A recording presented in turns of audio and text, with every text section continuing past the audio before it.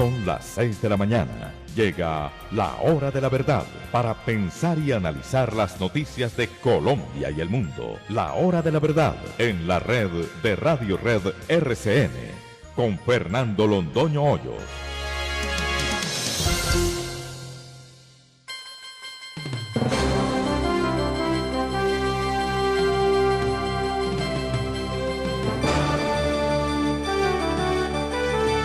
Muy buenos días, son las 6 de la mañana de este lunes 8 de noviembre del año 2021. Bienvenidos todos ustedes a este programa, La Hora de la Verdad, bajo la dirección del doctor Fernando Londoño Hoyos. Aquí estamos listos este lunes para empezar la jornada informativa con noticias, comentarios, entrevistas y demás temas de su interés.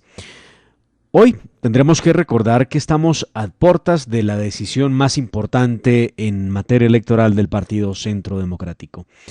Empezaremos esta semana una ronda con los precandidatos para escucharlos, pues ya quedan prácticamente 2 semanas para poder escucharlos a ellos y tomar decisiones, porque recuerden ustedes, ya viene las llamadas, las encuestas que van a determinar quién va a ser el candidato único del Partido Centro Democrático a la presidencia de la República.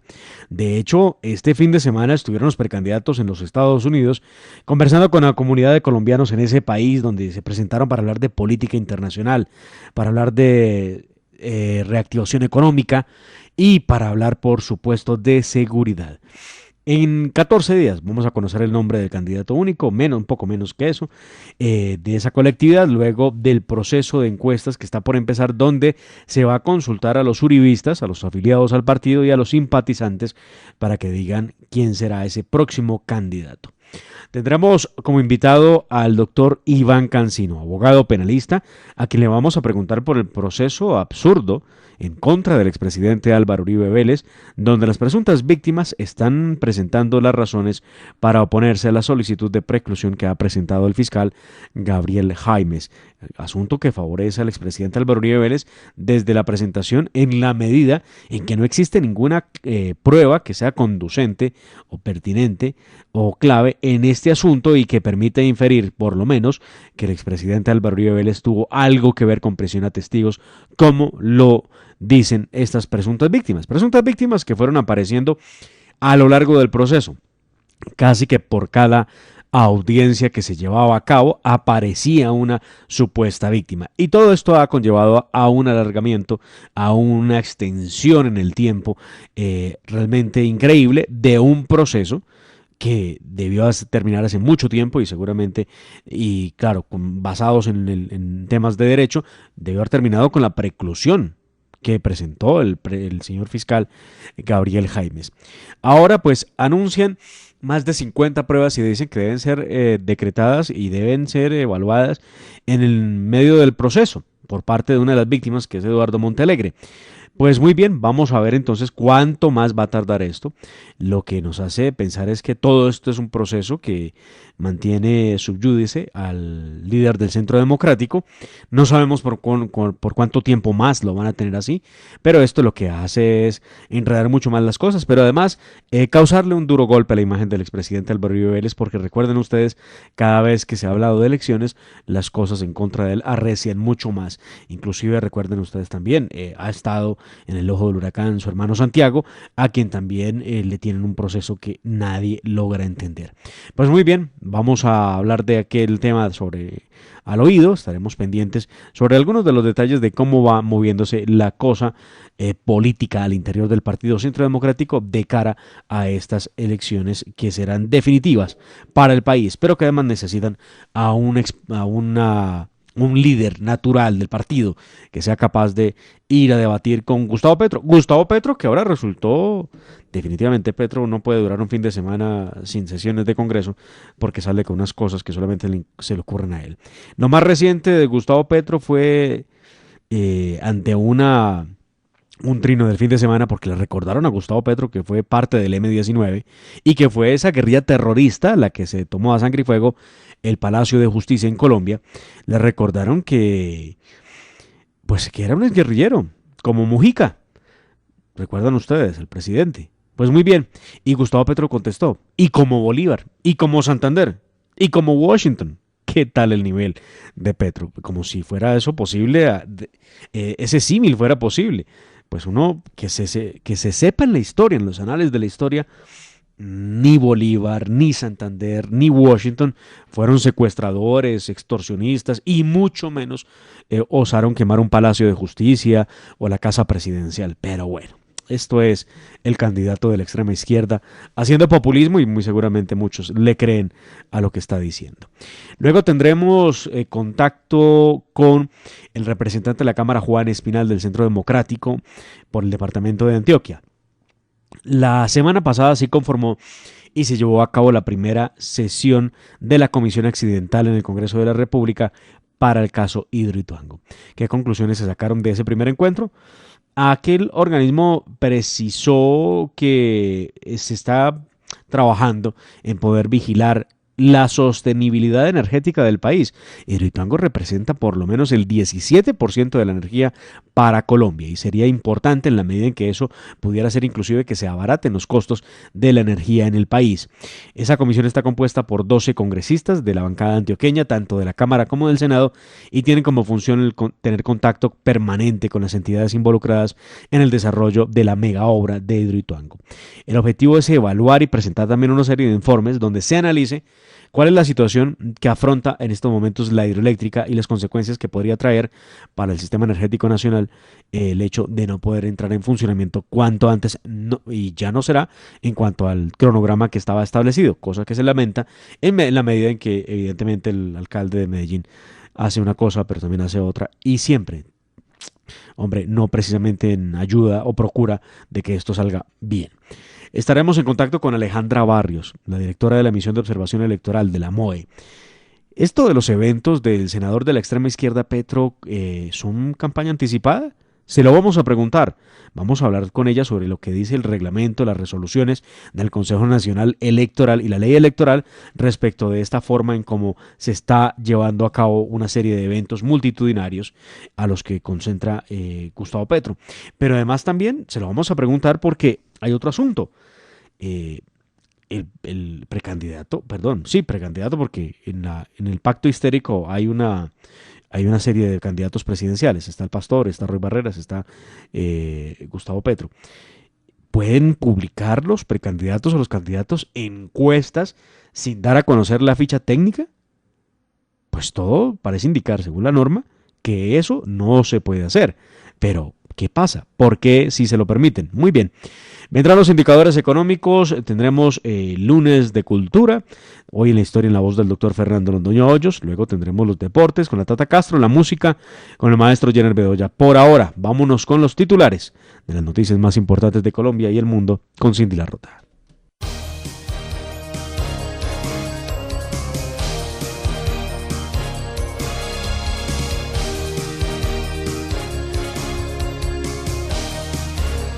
Y es lamentable, pero tenemos que registrar nuevos ataques en contra de la fuerza pública. De Mare, 4 soldados del Ejército Nacional fueron asesinados en la vereda Santa Lucía de Ituango, en el departamento de Antioquia. Se trató de una emboscada del Clan del Golfo y en el ataque murieron un capitán, un cabo y 2 soldados que protegían a la comunidad de esa zona. El ministro de Defensa, Diego Molano, condenó el ataque contra los militares y aseguró que encontrarán a los responsables y que sobre ellos caerá todo el peso de la ley. Mientras tanto, tras un consejo de seguridad en Ituango, el comandante del Ejército Nacional, el general Eduardo Enrique Zapateiro, informó que alias Alberto, o 01, señalado cabecilla del Clan del Golfo en Antioquia, sería el autor del asesinato. Nueva masacre enluta al país. 2 hombres y una mujer fueron asesinados en el municipio de Agua de Dios, en el departamento de Cundinamarca. Así lo reportó este fin de semana el Instituto de Estudios para el Desarrollo y la Paz, INDEPAZ. Esta ONG reveló que los hechos ocurrieron precisamente en la vía Ricauter, Agua de Dios. Dentro de un vehículo fueron encontradas 2 personas muertas y una tercera con heridas por arma de fuego que posteriormente falleció en una clínica en el municipio de Girardot. Precisamente, de acuerdo a INDEPAZ, esta sería la masacre 84 que se registra en el país en lo que va corrido de este 2021. Y muy importante noticia de la fuerza pública, fue capturado el responsable del atentado contra el presidente Iván Duque en Cúcuta. En medio de una operación especial en norte de Santander fue capturado Aurelio Suárez Pérez, alias Aurelio, quien hace parte de Mar del Frente 33 de las FARC, frente que está al mando de alias John Mechas. Alias Aurelio es el presunto autor intelectual del ataque terrorista contra el helicóptero del presidente Iván Duque el pasado 25 de junio en Cúcuta y también del atentado a la Brigada 30 del Ejército en Cúcuta. La Fiscalía pondrá en marcha un nuevo grupo de investigación. Se trata de un grupo que se encargará de investigar los presuntos actos de corrupción en la contratación pública que se presente en época preelectoral. Además, comenzará sus labores esta misma semana. Así lo anunció el fiscal general de la Nación, Francisco Barbosa, en medio de su visita a Cartagena. Según el fiscal Barbosa, esta decisión ya fue discutida con la procuradora Margarita Cabello y con el contralor general Felipe Córdoba. El presidente Iván Duque concluyó su visita oficial a los Emiratos Árabes Unidos. Después de reunirse con varias empresas importantes de los Emiratos Árabes Unidos, asistir a Expo Dubai y reunirse con el presidente heredero de Abu Dhabi, Mohammed bin Zayed, el presidente Iván Duque informó que las exportaciones de Colombia al país del Golfo Pérsico podrían superar los $1.000 millones en los próximos años. Ahora el presidente se encuentra en Israel y explicó que su visita a ese país es para materializar acuerdos puntuales derivados del Tratado de Libre Comercio y atraer inversión en tecnología, ciencia, salud e innovación y de esta manera, además, consolidar a Colombia como el principal aliado de Israel en Latinoamérica. Las FARC deberán reconocer los casos de esclavitud ante la Justicia Especial para la Paz. La Justicia Especial para la Paz aceptó una petición de la Procuraduría General de la Nación que señala que durante los secuestros cometidos por las FARC se obligó a los secuestrados de Mar a realizar trabajos forzados y se registraron casos de esclavitud como castigo a esos secuestrados. Los miembros del Partido Comunes, antes Partido FARC, emitieron un comunicado expresando que obviamente no aceptaban que se trate a las FARC como una organización esclavista, porque nunca lo fue. Ahora los miembros de esta narcoguerrilla tienen 10 días para reconocer ante la Sala de la Verdad de la JEP estos delitos de lesa humanidad. Lo interesante del asunto es que no solamente no reconocen, sino que mantienen en firme todos los homenajes que le han hecho al terrorista Mono Jojoy, quien fuera uno de esos sujetos que los encerraba en campos de concentración con alambres de púas y los obligaba a todos los secuestrados a hacer trabajos inhumanos. Pero aún así, dicen que no cometieron esos actos. En noticias de la pandemia, nuevos casos de COVID-19 en Colombia superan la barrera de los 2.000. El Ministerio de Salud reportó ayer un total de 2.061 nuevos casos de COVID-19, mientras que los fallecidos fueron de 45. Ayer se realizaron 30.169 pruebas entre PCR y antígenos y actualmente se registran 12.151 casos activos en el país. Y en noticias internacionales, ayer hubo elecciones generales en Nicaragua que más parecían una farsa que unas verdaderas elecciones. Así es, Demar, una contienda electoral que tuvo poca participación, pues los resultados están cantados a favor de Daniel Ortega, quien está en el poder desde 2007. Este sería su quinto periodo al mando de Nicaragua. Nicaragüenses de todo el mundo salieron a marchar para denunciar lo que consideran un fraude. Recordemos que 7 de precandidatos a la presidencia de Nicaragua fueron detenidos durante el tiempo previo a estas elecciones. Una de las principales manifestaciones se llevó a cabo en Washington, donde los nicaragüenses caminaron desde la sede de la Organización de Estados Americanos de la OEA hasta la embajada de su país en Estados Unidos. 11 estados en los Estados Unidos presentan demandas en contra del gobierno central.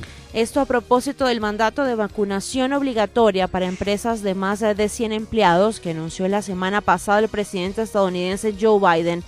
Entre tanto, una corte de apelaciones federal del estado de Luisiana bloqueó temporalmente la medida debido a las demandas interpuestas en esos 11 estados mayormente republicanos.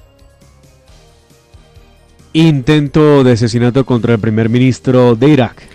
Ayer se registró un atentado en contra de Mustafa al-Qasemi, el primer ministro iraquí. El ataque se llevó a cabo con un dron explosivo lanzado contra su residencia ubicada en la zona verde de Bagdad, un área fortificada donde se encuentran la mayoría de embajadas y edificios gubernamentales. Este hecho de mar ha provocado un aumento de la tensión en el país entre algunos partidarios chiíes y milicias proiraníes que rechazan los resultados de los comicios del pasado 10 de octubre. Amenaza de bomba en universidades de los Estados Unidos. Precisamente en las universidades Columbia, Cornell y Yale el día de ayer. Esta alarma generó que sus edificios fueran evacuados. Las autoridades posteriormente determinaron que estas amenazas eran falsas y adelantan las investigaciones correspondientes.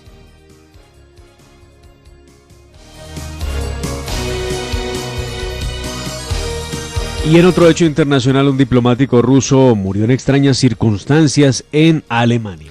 Un periódico alemán reveló que el pasado 19 de octubre un diplomático ruso murió después de caer del edificio de la Embajada de Rusia en Berlín. El diplomático ocupaba el puesto de segundo secretario de la delegación rusa en Alemania. Sin embargo, se trataba de un colaborador de los servicios secretos rusos. Según este medio de comunicación, las circunstancias del hecho siguen siendo desconocidas para las fuerzas de seguridad alemanas y por su parte la embajada rusa calificó el suceso de trágico accidente y declinó proporcionar más detalles por motivos éticos.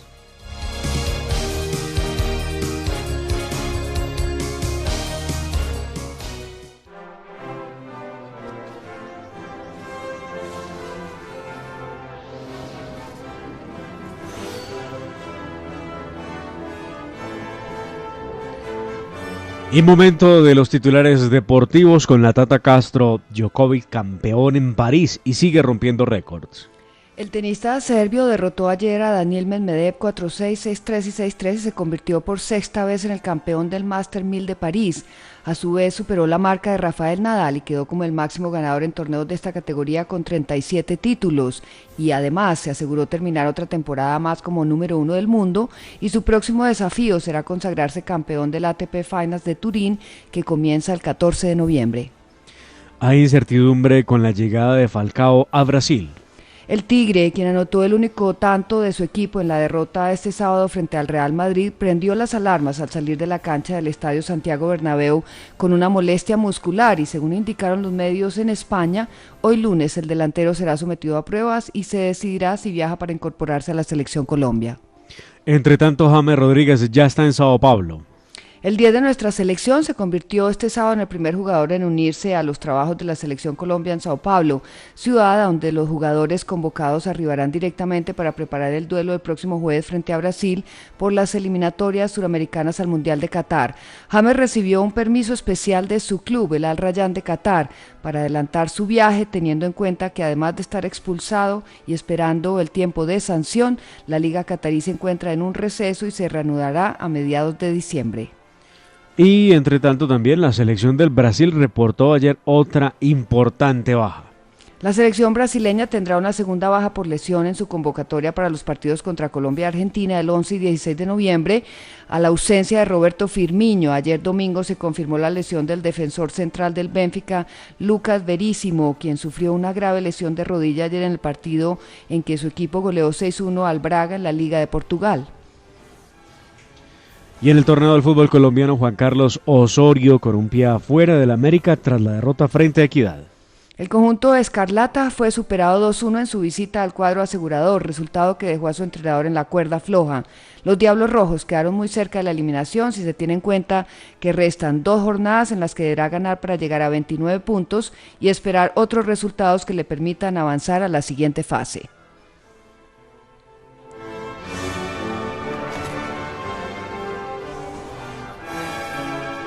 Como siempre, los invitamos a que en sus dispositivos móviles, en su smartphone o en su tablet, descarguen la aplicación Tuning. Ahí pueden escuchar La Hora de la Verdad.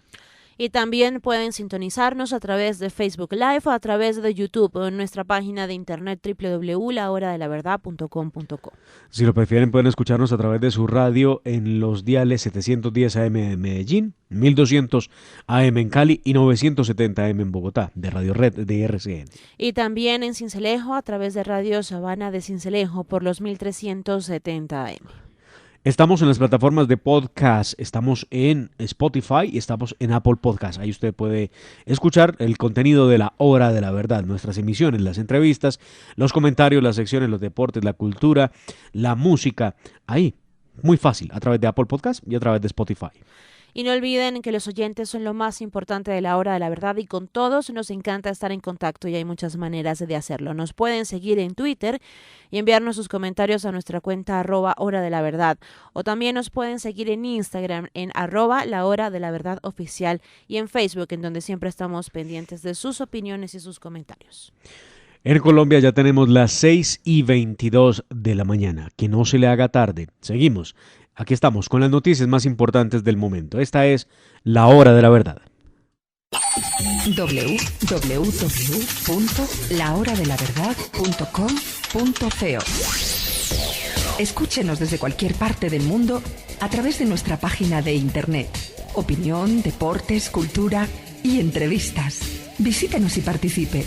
www.lahoradelaverdad.com.co. Pase la voz.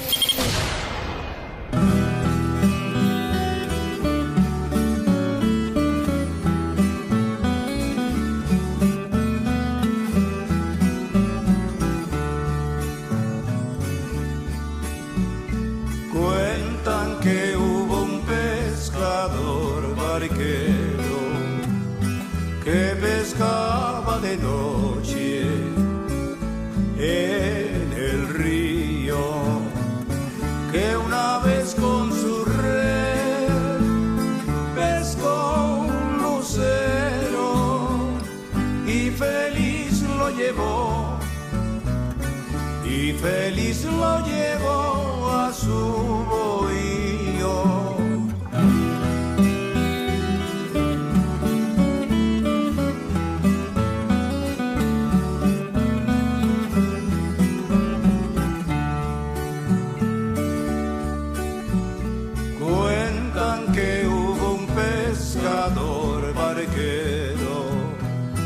Que pescaba de noche en el río, que una vez con su red pescó un lucero y feliz lo llevó, y feliz lo llevó a su bohío.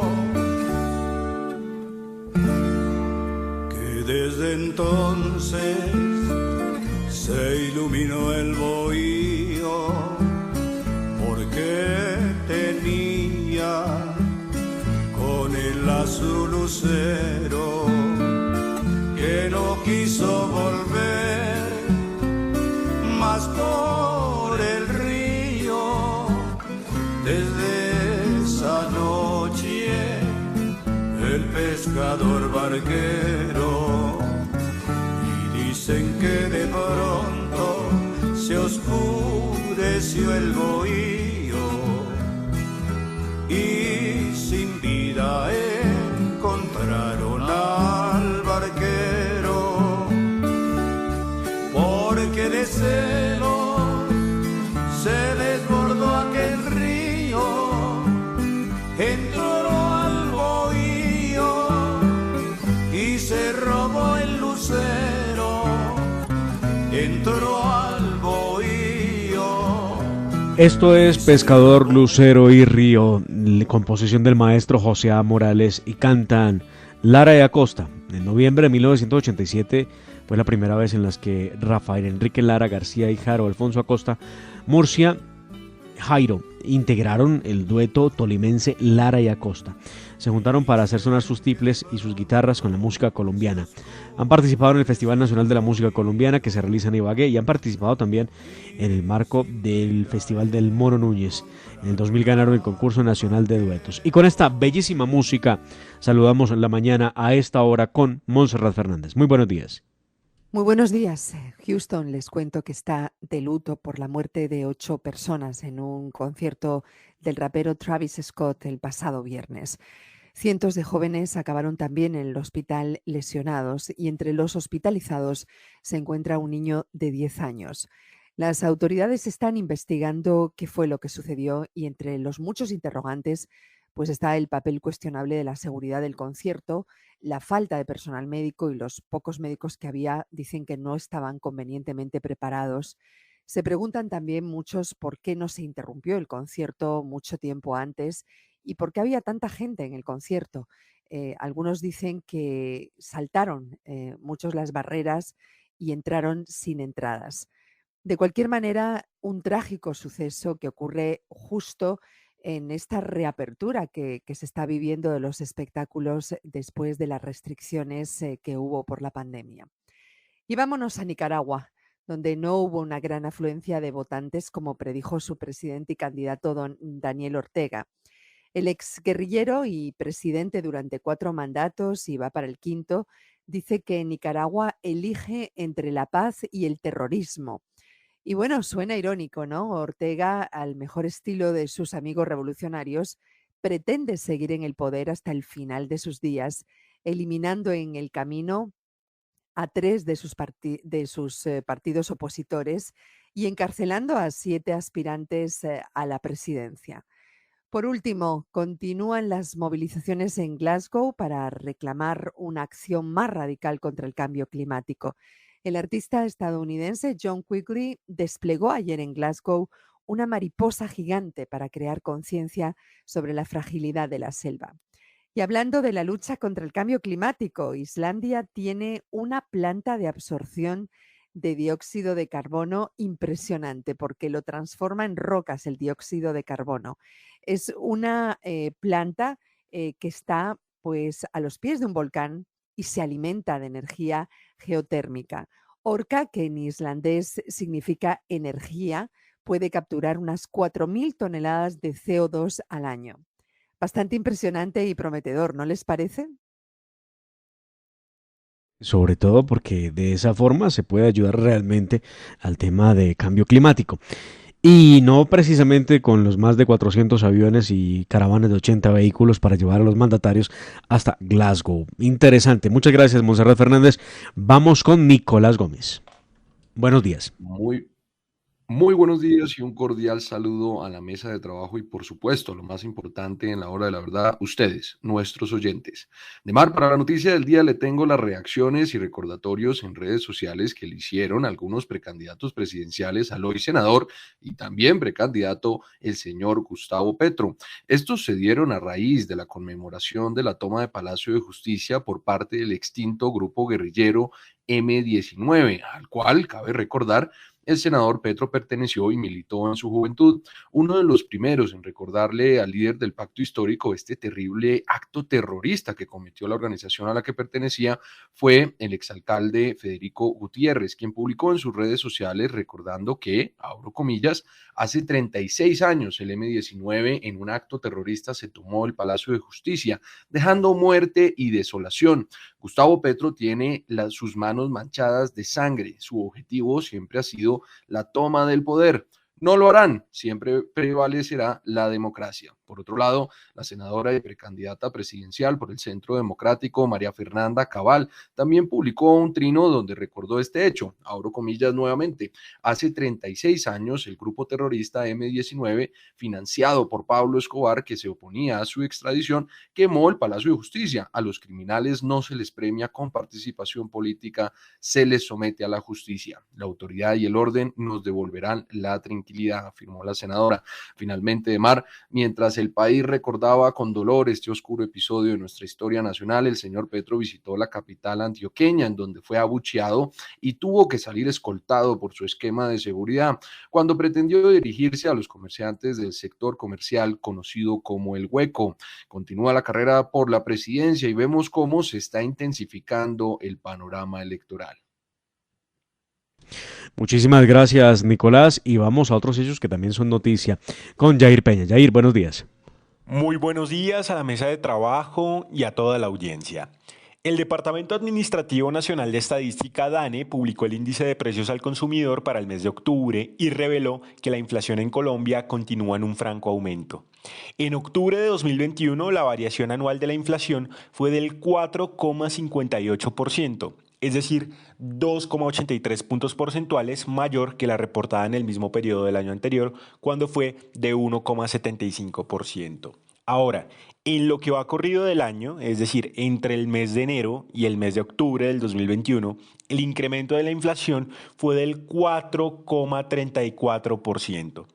Esta variación es mayor en 2,96 puntos porcentuales que la reportada en el mismo periodo del año anterior, cuando fue del 1,38%. Conforme con el DANE, este comportamiento se explicó principalmente por el aumento de precios de los alimentos y bebidas no alcohólicas y alojamiento, agua, electricidad, gas y otros combustibles. De manera que no es una ilusión, estimado oyente, que la plata ya no le rinde tanto. Entre enero y octubre, los precios de los alimentos han aumentado en promedio 13,21%, pero insumos de primera necesidad como las papas han presentado un aumento superior al 59%. Los aceites comestibles, un aumento de poco más del 41%, y la zanahoria del 32%. Otro rubro donde los colombianos han sentido el impacto de la inflación es el de los restaurantes y hoteles, que en promedio ha tenido un incremento de precios del 6,72%. Debido a la inflación y a la devaluación del peso, que ha sido una de las monedas que más valor ha perdido frente al dólar durante este año, algunos expertos consideran que el salario mínimo para el 2022 aumentaría entre el 5% y el 7%. Y es que la pérdida del poder adquisitivo ha sido evidente. Primero, por los ajustes salariales que tuvieron que hacer los empresarios a raíz de la pandemia. Muchos, para poder mantener la planta de personal, se vieron en la obligación de reducir los salarios. Sumado a esto, ahora tenemos que la inflación podría llegar a superar el 5% este año y el Banco de la República estima que siga por encima del 4% hasta mediados del próximo año. ¿Ha sentido usted que la plata ya no le rinde a la hora de hacer mercado o de pagar servicios? Si es así, puede que no sea un problema de percepción. Déjenoslo saber en las redes sociales. Muchísimas gracias, Jair. Y por mi parte les cuento que está de replay lo que está ocurriendo en estos momentos con el grupo de los comunes, antes llamados FARC. La situación con ellos es bien particular. La impunidad con las FARC es el hecho más vergonzoso, sin lugar a dudas, en la justicia del mundo. No solamente deciden hacerle homenajes a terroristas como alias el Mono Jojoy, recordar con cariño al narcoterrorista alias Raúl Reyes, exigir ahora que se investigue la baja de alias Alfonso Cano, la que han calificado como una violación al derecho internacional humanitario, porque ese angelito estaba en un campamento desarmado y que por lo mismo hay que investigar qué fue lo que pasó, qué tal el nivel. Entonces aquí van a terminar judicializando a los militares, a los héroes que ejecutaron esa operación y que dieron de baja al jefe del grupo terrorista más peligroso de América Latina. Pero bueno, así es como van reescribiendo la historia, así es como logran la famosa inversión revolucionaria. Pues muy bien, ahora están negando que hayan cometido esclavitud en contra de los secuestrados. No podemos olvidar los colombianos al terrorista Mono Jojoy, cuando en un campo de concentración insultaba a los secuestrados que estaban encerrados en alambres de púas, muchos de ellos sin camisas, en un estado lamentable en medio de la selva. No podemos olvidar que a los secuestrados los amarraban a los árboles con cadenas. ¿Recuerdan ustedes las imágenes de John Frank pinchado con una cadena en el cuello? Lo mismo que a Ingrid Betancourt. Bueno, tantos secuestrados que vivieron los vejámenes cometidos por las FARC, muchos de ellos obligados a cavar letrinas, otros obligados a cavar sus propias tumbas, donde posteriormente eran asesinados. Pues muy bien, la Jurisdicción Especial para la Paz aceptó un concepto de la Procuraduría General que se entregó, donde después de haber documentado más de 70 casos en los que las víctimas de secuestros fueron obligadas a realizar trabajos forzados, se afirmó que las FAREP sí incurrieron en el crimen de lesa humanidad de esclavitud. Esto fue aceptado en el marco del caso 01, que corresponde a la toma de rehenes y otras privaciones graves de la libertad, lo que deberíamos decir y llamar por su nombre, secuestro, no toma de rehenes. Pues una de las dinámicas del secuestro que tenían implementada era la realización de trabajos forzosos como manera de castigo. Pues muy bien, la Sala de Reconocimiento de Verdad de la Justicia Especial para la Paz también afirmó que los más afectados fueron los campesinos y los conductores y reveló un patrón de conducta según los relatos de las víctimas, que eran obligados a transportar guerrilleros y desarrollar actividades agrícolas a pesar de ser una forma de castigo ilegítimo. Pues eso era una forma de esclavizarlos. De hecho, en muchas regiones del país obligaban a las familias campesinas a sembrar coca y a raspar coca a cambio de nada. Simplemente tenían que hacerlo. Pero estos dicen que no existió la esclavitud en el interior de las FARC en contra de los miembros. Del mismo modo, otro patrón que se ha considerado es que las víctimas fueron comercializadas entre las mismas guerrillas terroristas. De esa forma ejercieron un rol de propiedad de los agresores con sus secuestrados. Ahora los comparecientes en el caso 01 tienen 10 días hábiles para reconocer la conducta ante la sala de la JEP, pero ya salieron ayer mismo a decir que ellos no reconocían esa actitud como de secuestro. ¿Qué tal el nivel de estos sujetos? Vamos con algo de deportes, noticias más amables con la Tata Castro.